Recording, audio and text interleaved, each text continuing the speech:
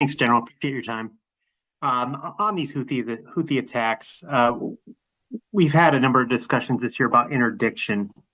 Clearly, weapons are still getting in. Clearly, that remains a challenge. Is there anything more that the Pentagon, the U.S. military, can do there to get after that problem? And then, relatedly, earlier this year, we saw a number of kind of large wave attacks by the U.S. military and allies on the Houthis. In light of these attacks over the last several days, at least one of which was deadly, is there a reason we haven't seen something similar of late? Thanks. Yeah, thanks, Dan.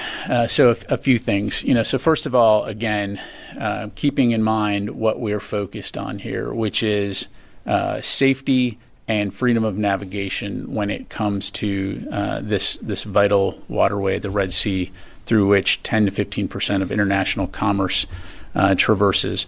And so that is something that we're going to continue to stay focused on.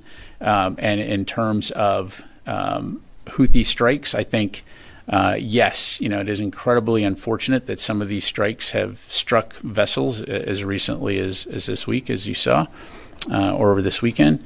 And it's also important to highlight the impact that U.S.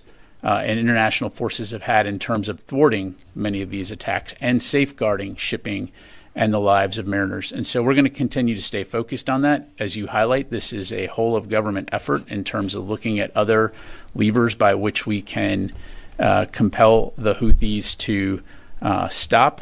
But our primary focus is on degrading and disrupting their ability to conduct these kinds of attacks. And in terms of other things that can be done, I think that continuing to put the spotlight from various groups, to include the media, into the impacts that Yemen's attacks are having on its own citizens in terms of their economic, environmental, and health, as well as their neighbors in the region, would shed some additional context and perspective in terms of the fact that these strikes are not in any way contributing to supporting the Palestinian people, that are in fact acts of terrorism, that are, if anything, making life worse for the average Yemeni and the people that live in the region.